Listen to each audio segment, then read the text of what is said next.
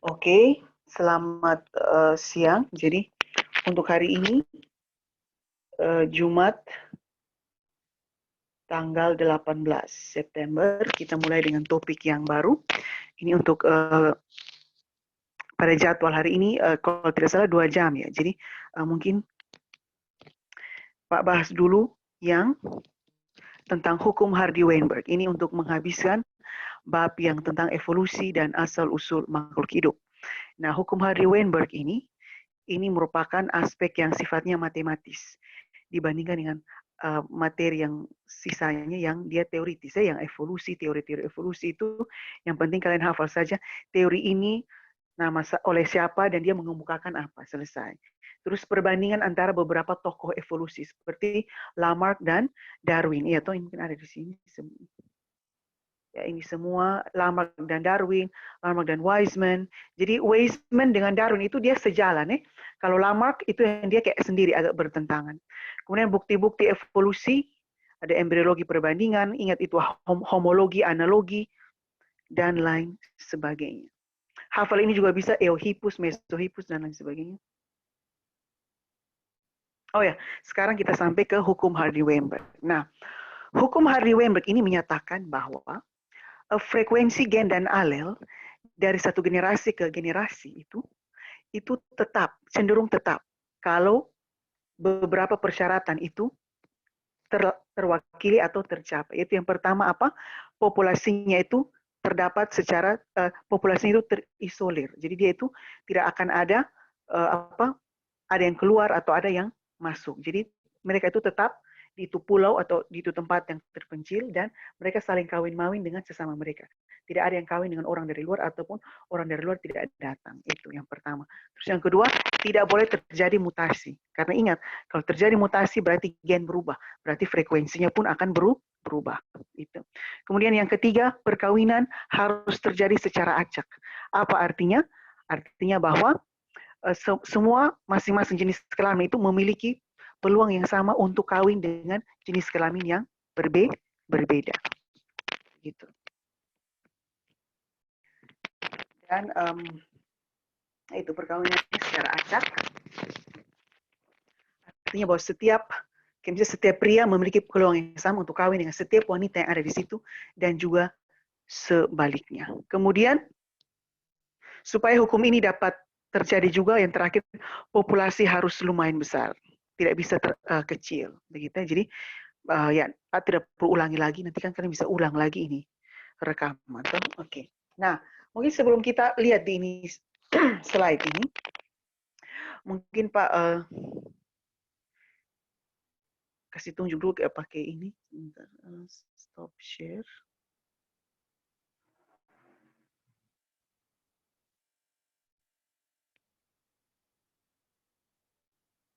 Whiteboard.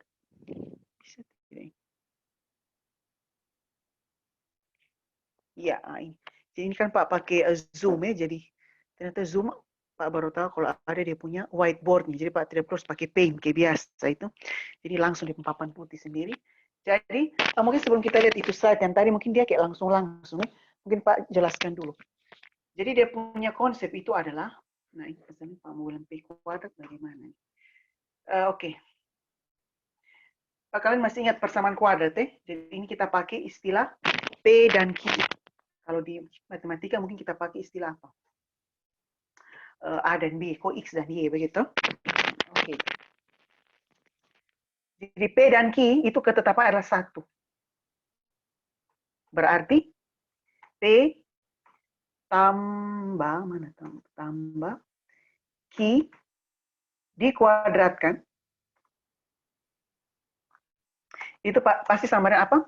P kuadrat tambah 2PQ tambah Q kuadrat. Ingat ya, ini P2 ini artinya P kuadrat. Oh, ini karena Pak ini langsung ketik supaya cepat. Berarti sama dengan 1. Konsep ini dulu yang harus kalian pahami. Nah, ini sesuai dengan konsep matematika tuh ini apa persamaan kuadrat. Jadi P tambah Q sama dengan 1, berarti P tambah Q dikuadratkan sama dengan P kuadrat tambah 2PQ tambah Q kuadrat sama dengan 1. Itu dulu. Keterangannya, P itu adalah alel atau gen dominan. Q itu alel atau gen resesif. Nah, kalau P kuadrat itu adalah genotip atau individu normal homozigot. 2 PQ adalah genotip atau individu normal heterozigot atau pembawa atau carrier.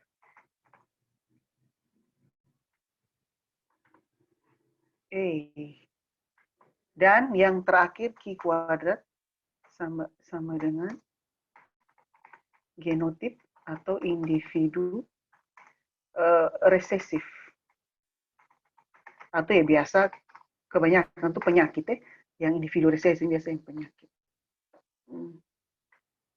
Oke, ini dulu. Jadi P tambah Q sama dengan 1, P tambah Q dikuadratkan sama dengan P kuadrat tambah 2PQ. Nah, keterangan kalian lihat yang ini. Sebentar. Kalau yang ini, P dan Q ini merujuk pada gen atau alel. Ingat, dia pun gamet atau dia pun gen. Tetapi kalau dari yang P kuadrat, 2PQ, Q kuadrat, ini merujuk kepada, hapus dulu, ganti warna dulu. Sedangkan kalau yang P kuadrat, 2PQ, Q kuadrat, ini kalau dia tanya dia pun individu, kayak berapa jumlah orang yang begini. Berarti kalian sudah harus berpikir bahwa kita harus cek yang P kuadrat, 2PQ atau Q kuadrat. Jangan cari yang P tambah Q, P atau Q. Nah, kecuali kalau yang mereka tanya itu gennya atau alelnya, baru kita cari sebatas P dan Q saja. Nah, ini kadang-kadang sering terkecoh ini. Jadi itu Jadi Pak tidak perlu ulang lagi, silakan kembalikan lagi ini, playback lagi ini, rekaman supaya kalian bisa dengar ulang dan ingat, camkan itu baik-baik Jadi P dan Q merujuk pada gennya, tapi kalau ditanya individu, baru dia itu ini, P kuadrat, 2PQ, Q kuadrat. Jadi P kuadrat itu adalah yang homozigot, yang normal sejati. 2PQ itu mereka yang normal tetapi pembawa. Ini masih ingat yang materi Cambridge dulu tuh yang pewarisan sifat itu, yang apa buta warna, terus yang hemofili itu. Nah, ingat baca kembali itu. Q kuadrat mereka yang penyakit. Ingat itu Oke. Kalau sudah ini, ya kalian kan bisa pause. Bisa pause ini apa dan lihat kembali. Oke. Sekarang Pak stop share. Pak new share lagi mana? Ini. Oke, sekarang kembali ke sini. Jadi ini mungkin agak sedikit rumit. Kita langsung latihan soal saja. Ingat yang kayak tadi.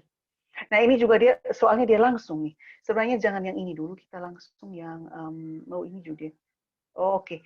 Ini soal pengayaan, tapi ini nanti saja. Pak kasih soal yang lebih mudah saja dulu sebelum Pak lanjut ke situ. Jadi sorry Pak. Ini mana? Oh ini. Oke.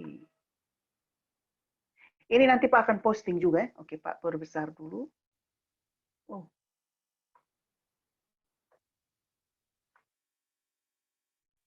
Oke.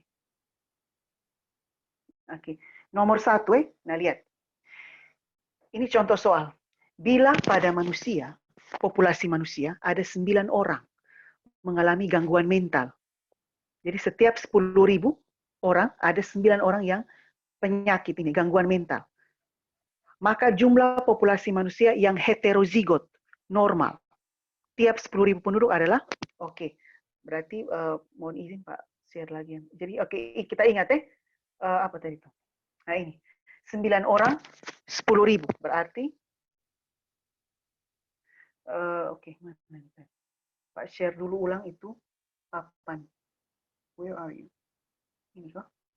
Nah ini. Jadi ingat ini Coba ini Pak bisa geser ke sini. Tidak. Berarti, oke, biar Pak tulis di sini. Semoga kalian bisa, supaya kita bisa bandingkan. Berarti yang diketahui, Diketahui. Diketahui itu apa tadi? Setiap 9 orang, setiap 10 total penduduk. Total penduduk 10.000 toh. Terus yang maaf gangguan mental. Nah, kalau gangguan mental ini kita mau lambangkan dia seperti apa? Nah, kalau gangguan mental berarti bukan gennya, tapi dia bilang orangnya tuh ada 9 orang. Berarti kita pilih antara P2, 2PQ atau Q kuadrat. Nah, kalau soal seperti ini, yang sakit atau yang tidak normal, yang abnormal itu kita langsung otomatis anggap dia, asumsikan dia sebagai apa? Q kuadrat. Karena dia sakit toh, ya mohon maaf gangguan mental ya. Jadi soalnya seperti ini. Jadi Q kuadrat kita langsung lambangkan dia gangguan mental kita langsung anggap dia Q kuadrat. Sama dengan berapa? 9. Nah, ini juga perhatikan. Soal ini, karena dia kan sudah bermain dengan kuadrat-kuadrat, berarti sebaliknya juga, pasti bijaksananya, mereka yang buat soal ini, mereka akan kasih angka-angka yang mudah untuk kita akarkan, dan mudah juga untuk kita kuadratkan. Begitu ya, pangkatkan. Oke. Kemudian Pak lanjut lagi. Sudah, ini saja. Ditanya apa tadi? Coba Pak kembali kita. Ini. Ditanya, yang ini. Ditanya apa ini? Manusia yang heterozigot normal. Heterozigot normal berarti, kita lihat di sini, yang termasuk heterozigot normal atau normal heterozigot, yang 2PQ. Berarti ditanya adalah 2PQ. 2PQ sama dengan berapa? Berapa banyak orang? Begitu ya. Nah, berarti Pak tulis jawaban di samping saja. Tetap warna biru. Jadi yang keterangan itu warna merah, penuntun kalian. Biru ini kita mulai menjawab.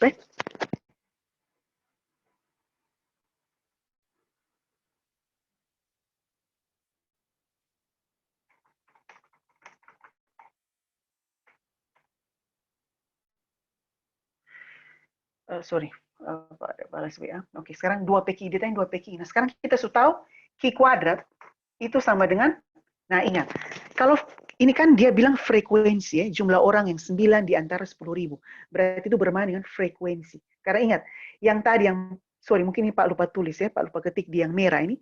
Semuanya ini harus frekuensi. Jadi P itu frekuensi alel, Q itu frekuensi alel, P kuadrat itu jumlah, ya itu kayak frekuensi sama juga. Nah, sehingga Q kuadrat itu sama dengan berapa? 9 per 10.000. Karena 9 orang yang sakit di antara total penduduk 10.000. Terus dia tanya, di antara 10.000 itu berapa orang yang genotipnya normal tapi normal pembawa. Dia normal tetapi dalam dirinya bisa membawa ini gen. Nah, berarti Q kuadrat sama dengan 9 per 10.000. Berarti sudah. Q sama dengan Q. Nah, ini sekarang Pak, kita mau buat akar bagaimana ini? Ada tidak di sini? Ya, mau tidak mau Pak harus mungkin begini ya. Draw akar dari, ya toh? Akar dari, ini buat satu-satu, ini buat lama saja. Akar dari 9 per 10.000 toh? Nah, pasti angka yang mudah untuk diakarkan. Berarti sama dengan berapa? Akar dari 9 per 10.000 berarti 3 per 100 toh? Sama dengan 0,03. Oke. Kita sudah dapat Q. Nah, sekarang yang di atas ini nih, lihat Pak pengkursor ya. Kan P tambah Q sama dengan 1. Berarti P tambah mana? Q sama dengan 1. Berarti sama saja dengan P, mana P? P sama dengan 1 kurang Q. Iya toh? P tambah Q sama dengan 1. Sama saja dengan P sama 1 kurang Q. Sebentar. Nah, berarti P sama dengan 1 kurang berapa? 0,03. Ya toh? Sama berapa? 0,97. Sudah. Kita sudah dapat ini.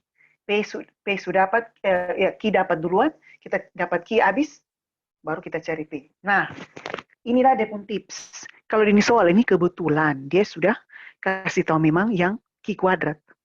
Jadi kita pasti cari itu Ki. Tetapi kalau di soal-soal yang lain, mungkin nanti kita bisa temukan ini di latihan soal.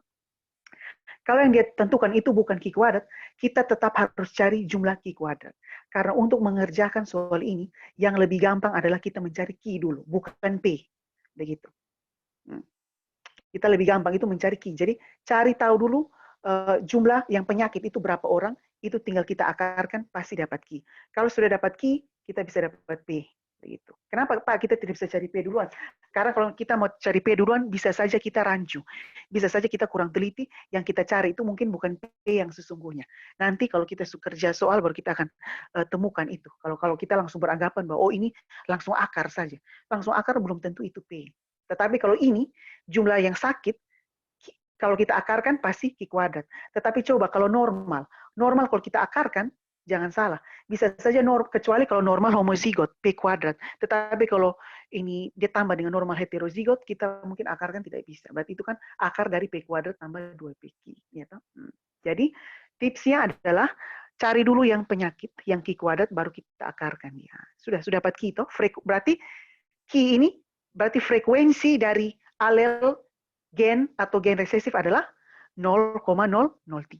Dan sebaliknya, frekuensi untuk alel atau gen dominan adalah 0,997. Nah, tapi yang ditanya 2 PQ, jumlah individu. Berarti tidak habis sampai di sini. Kita harus cari lagi 2 PQ. Oke, ini Pak tulis di mana? Di sebelah sini saja. Berarti 2 PQ sama dengan berapa? 2 dikali P berapa? 0,97 toh? 0,97 kali 0,03. 0,03.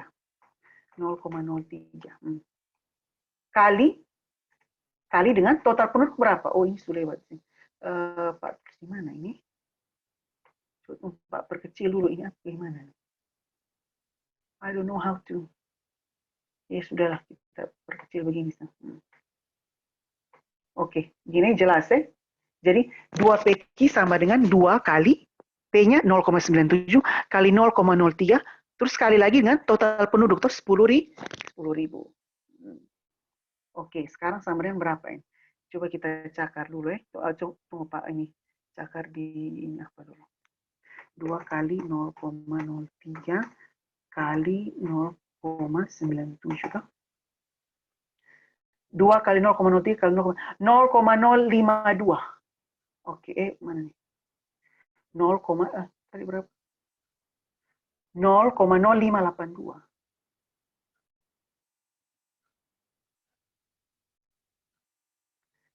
Wait a second, mana nih? Oke. 0,0582. Semoga Pak tidak salah ini. Nah, ingat. Kali 10.000 berarti sama dengan berapa? 40 toh, 1 berarti 582 orang. Jadi jumlah penduduk yang penyakit, yang normal tetapi dia di dalamnya mengandung itu gen itu adalah sebanyak 582 orang. Oke, Pak kasih waktu dulu untuk kalian ini. Atau Pak tidak perlu kasih waktu, kalian bisa pause saja tuh. Pause ini kamera, pause ini ya, kalian pun layar dan bisa pelajari.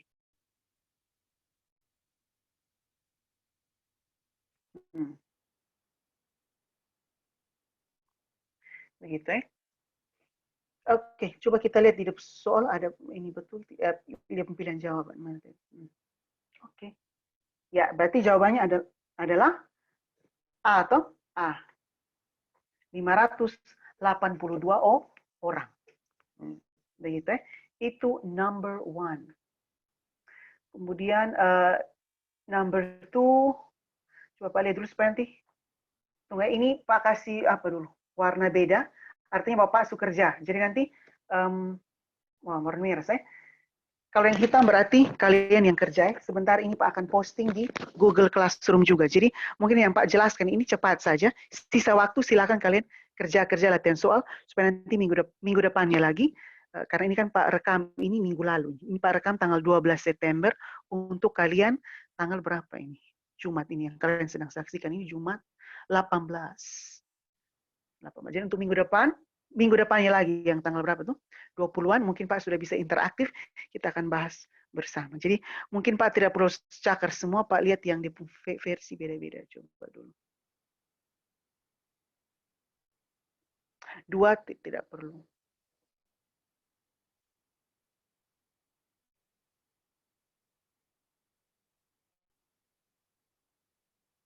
Oh iya. Mungkin yang ini saja, nomor 8. Sisanya ini Pak rasa tidak terlalu susah. Karena dia, yang penting kalian paham pola yang tadi Pak Su jelaskan, itu kalian bisa kerjain. Sekarang coba yang 8. Nah 8 ini, dia lihat, buta warna. Nomor 8, kita lihat yang Pak ada blocking. Nomor 8. Nomor 8. Pak turun besar sedikit lagi. Oke, nah ini ya, bisa lihat ya. Nomor 8, kita cakarnya hampir sama dengan disebut dengan yang tadi, tetapi kita harus perhatikan dia pun jenis kelamin. Kenapa? Karena seperti yang mungkin kalian masih ingat yang kemarin-kemarin itu, ya memang sebenarnya ini kalau di Kurnas, Pak harus jelaskan dulu pewarisan sifat, baru kalian bisa masuk ke sini. Tetapi karena kebetulan Pak sudah singgung itu di Cambridge, jadi tidak apa Pak loncat begini. Tapi ingat bahwa kalau buta warna, itu kan dia terpaut kromosom seks. Kromosom seks itu kan ini apa toh? Dia kita harus bandingkan karena laki-laki dan perempuan itu kan beda di frekuensi. Jadi ini juga kita harus bedakan. Jadi lihat ya. Berarti desa dihuni oleh 10.000 orang penduduk. 9 di antaranya. Oke, mari kita ulang lagi sini.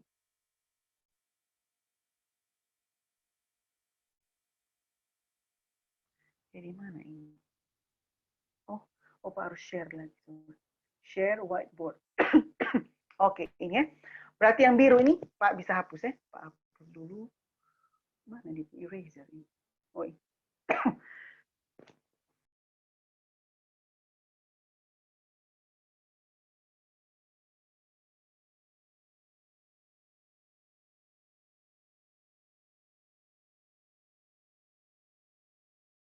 Oke. Berarti apa tadi? Diketahui ini laki-laki toh buta warna. Laki-laki buta warna masih ingat tuh laki-laki kan kromosomnya apa? XY, ya toh? X B kecil Y. X B kecil Y. Sama dengan berapa tadi? 9. 9%. Mana? 9% dengan total penduduk sama dengan 10.000 toh. Jadi ini XB ini maksudnya bukan terpisah XB. Oke, mungkin supaya lebih ini. Pak tulis B. X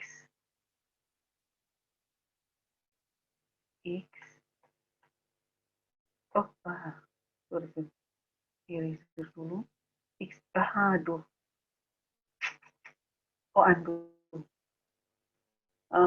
ini Pak mau erase yang ini saja kok ini yang ini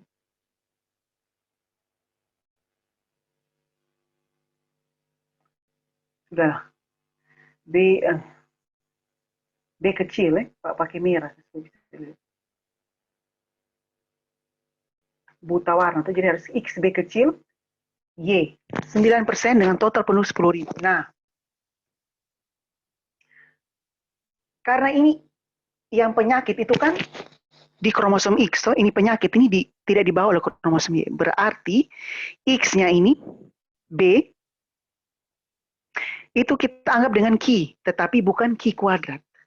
Karena kalau Ki kuadrat itu kan kalau XX untuk wanita. Kecuali kalau di sini dia bilang perempuan yang buta warna. Kalau perempuan yang buta warna berarti kita bisa langsung anggap dia apa tadi? Ki kuadrat. Jadi Ki kali Ki. Tapi kalau ini kan Ki-nya 1, Y-nya kan kita abaikan. Berarti kalau Ki-nya berarti ditanya apa tadi? Ditanya wanita carrier, wanita pembawa sifat. Berarti wanita carrier. Itu artinya sama saja dengan 2P PQ karena dia carrier itu kan normal heterozigot. Itu berapa? Berarti jawabnya adalah Q sama dengan, Q kita tidak perlu akarkan. Q itu langsung 0,09. Tidak perlu kita akarkan. Karena apa? Ini yang diketahui pada laki-laki. Kecuali kalau dia yang diketahui itu pada perempuan. Jadi kalian langsung akarkan. Dia berarti 0,3 atau 9/100 diakarkan berarti 3/10, 0,3.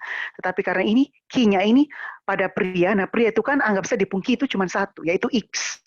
Berarti langsung 0,09. Berarti P sama dengan 1 kurang 0,09. Sama berapa itu? 0,91 kok. 0,91 toh. Sudah, begini. Tinggal wanita yang ini pembawa, karena ingat, laki-laki tidak ada yang pembawa tuh. Laki-laki itu you either have it or not. Laki-laki itu buta warna atau tidak, selesai. Tapi kalau wanita, bisa tidak, oke. Tapi tidaknya yang bagaimana? Ada tidak yang homozigot, yang P kuadrat, tetapi ada juga wanita yang normal heterozigot. Dianya tidak buta warna, tetapi di dalam gennya ada buta warna. Sehingga ada kemungkinan dia akan mewariskan itu kepada dia punya anak-anak. Anak laki-laki terutama. Jadi biasanya kalau yang ini, laki-laki, anak ayah ke anak perempuan, ibu ke anak laki-laki. Sudah berarti 2 PQ, sudah tahu. Tinggal 2 kali, apa ini? Kali 0,91. Kali lagi dengan 0,099. Sama dengan, oke Pak cakar dulu ya. 2 kali 0,09 kali 0,91. 0,1638. Oke. 0,6138 kok. Sebentar. 0,1638. Oke, 16. 1638. Sudah berarti 2 PQ sama dengan 0,1638 kali total penduduk tadi berapa? 10.000. Tadi kita tidak perlu bagi dengan 10.000 dulu karena apa? Dia sudah dalam persen. Jadi biasanya kita akarkan saja persennya dulu, baru terakhir baru kita kaliin 10.000. Kalau soal yang sebelumnya, kan ini tidak diketahui persen, itu langsung 9. Nah, berarti sudah 9/10.000. Begitu. Jadi ini berapa nih? 1.638 jumlahnya. Jadi yang normal heterozigot itu ada 1.638 orang. Yang pastinya 1.638 orang ini dialah yang wanita, tidak mungkin pria. Ya toh, pria tidak akan mungkin seperti pembawa. Jadi kita lihat lagi soalnya. Mana ini? Where are you? Ya, berarti jawabannya adalah sorry. Jawabannya adalah C. Ya toh? Jawabannya adalah C. 1.638 orang. Jadi Pak kasih merah lagi. Ini Pak kasih merah. Kemudian mana lagi? Ya, selebihnya kalian kerjakan. Ini ada berapa? 15. Pak mungkin kerjakan ini lagi. Soal yang terakhir. 14 teoritis. Nah ini yang tadi Pak bilang. Jadi ini sekaligus Pak mengakhiri ini apa ya? Kelas ini. Sisa waktu nanti kalian kerjakan ini soal-soal yang lain. Nah. Ini yang teoritis. Hukum Hardy-Weinberg hanya akan berlaku dalam keadaan 1, populasi besar. Betul toh? 2, terjadi migrasi tidak boleh. Tidak boleh terjadi. Pak anotasi dulu. Tidak boleh terjadi migrasi. Tidak boleh ada yang keluar, tidak boleh ada yang masuk. Karena apa? Mereka harus kawin dengan sesama mereka di itu populasi yang terpencil itu. Kemudian perkawinan terjadi secara acak, ya betul. Terjadi mutasi, tidak boleh. Karena tadi Pak sudah bilang kalau mutasi gennya berubah, berarti frekuensi tadi akan berubah. Dia tidak akan 4 tambah Q sama dengan P tambah Q sama dengan 1 tidak akan mungkin. Kemudian 5, memiliki viabilitas dan fertilitas tinggi. 5 ada hubungannya dengan nomor 1. Supaya populasi besar, bisa banyak, berarti viabilitas dan tingkat kesuburannya harus tinggi. Fertilitas itu artinya dia dapat menghasilkan banyak anak, dan viabilitas itu adalah anak-anaknya itu pun nanti bisa kawin lagi. gitu tuh. Jadi jangan maaf mengasihkan keturunan yang kemudian mandul ya, sama saja.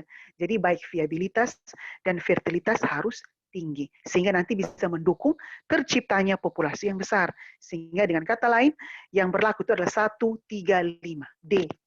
Jadi kita pilih itu yang D, oke? Ini D yang kita pilih. Sampai di sini paham ya? Oke, berarti Pak kasih ini lagi, kasih merah lagi. Berarti ini yang soal teoritis ya. Jadi oke. Jadi ini yang Pak sudah kerjakan, kalian silakan kerjakan soal-soal yang lain. Nanti Pak akan posting ini. Atau mungkin kalian ini menjaga, just in case kalau Pak lupa posting, karena ini kan Pak sudah rekam dari hari Minggu, tiba-tiba Jumat Pak lupa posting atau bagaimana, mungkin Pak kasih rekam dulu ini, kayak Pak kasih tampilan supaya kalian bisa ini toh, kalian bisa ini pause dia atau pause screenshot baru kan kerja. Oke, ini yang nomor 1, 5, 6, 7. Ini yang 3, 4, 7, 9, dia pilihan di bawah sini. Kan kalian bisa pause, toh pause ini apa dan kalian bisa ini. 10, nah ini just in case ya, kalau Pak lupa posting.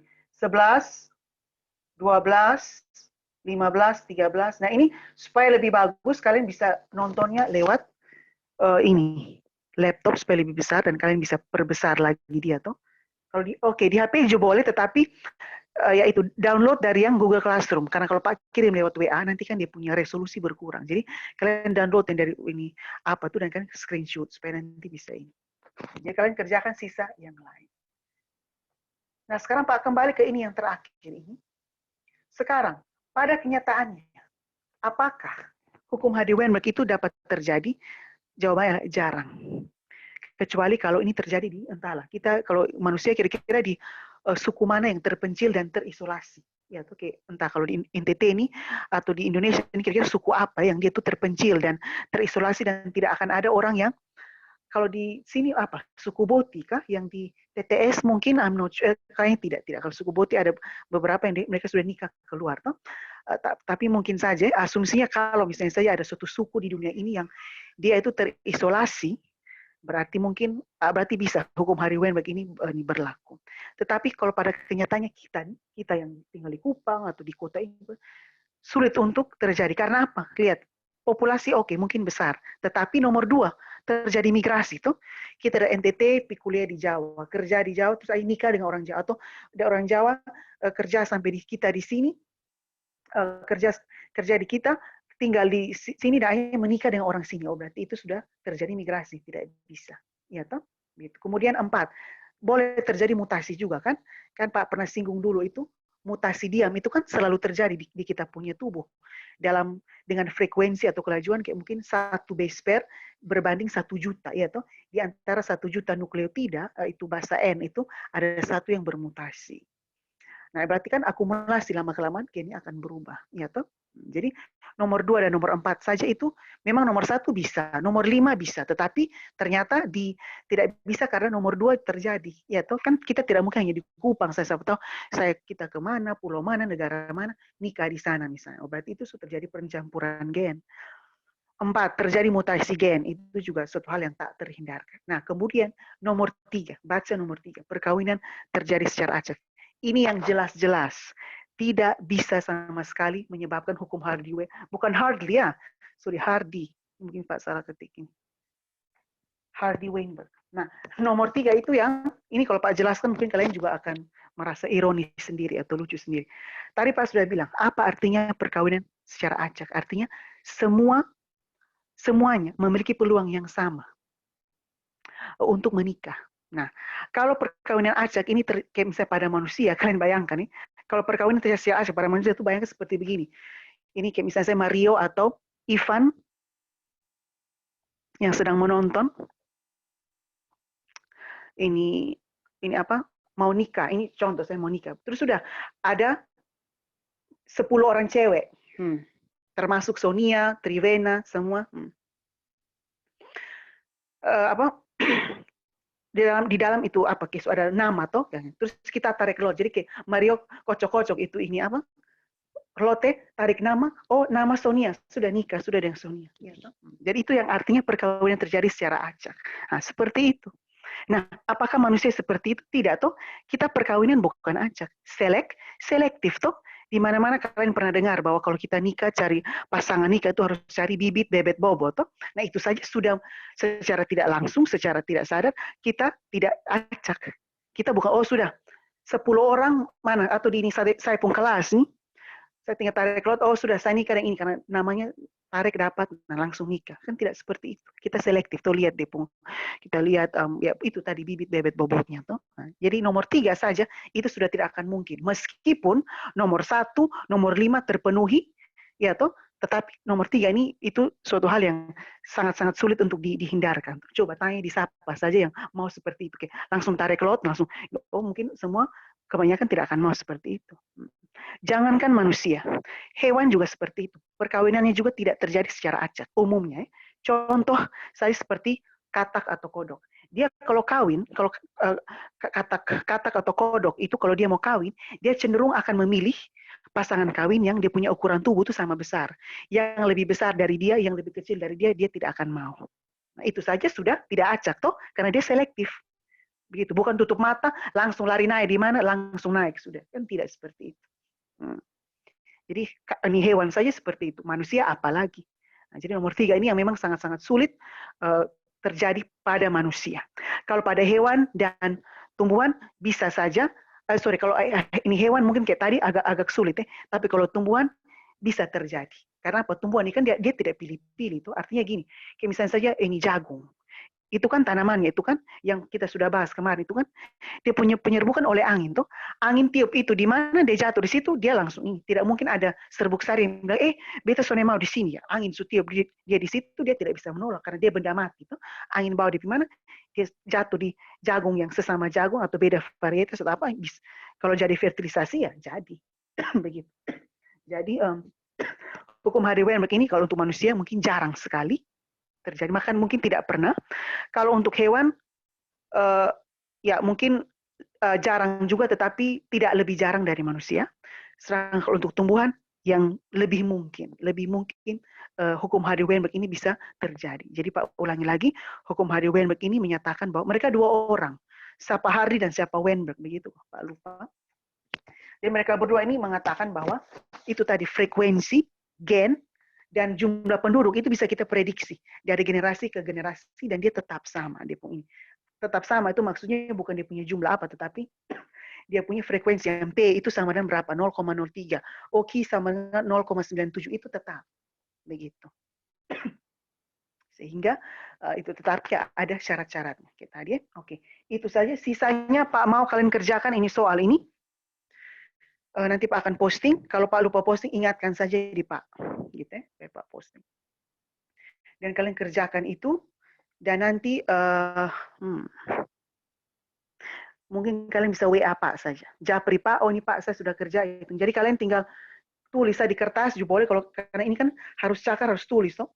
Daripada kalau ketik mungkin lama, tulis saja di kertas yang bagus, baru kalian tinggal foto. Foto berapa halaman 1, halaman 2 atau nomor ini. Boleh. Foto habis baru kalian hapus toh supaya HP jangan berat. Nanti Pak periksa habis Pak hapus deh. Pak HP juga lebih berat lagi. Ini memori juga full terus. Jadi tetapi foto habis kirim ke Pak. Begitu. Ini supaya Pak koreksi. Oke? Nah, itu saja. Thanks for today. Ingat jaga diri, jaga kesehatan, dan tetap rajin belajar. I'll see you. Dan semoga kita bisa mulai pembelajaran yang interaktif. Jadi nanti interaktif mungkin Pak pakai Zoom, supaya nanti Pak rekam juga. Rekam, supaya nanti kalian bisa nonton lagi. Begitu ya. Oke, see you. Ini stay safe ya, dan sampai jumpa.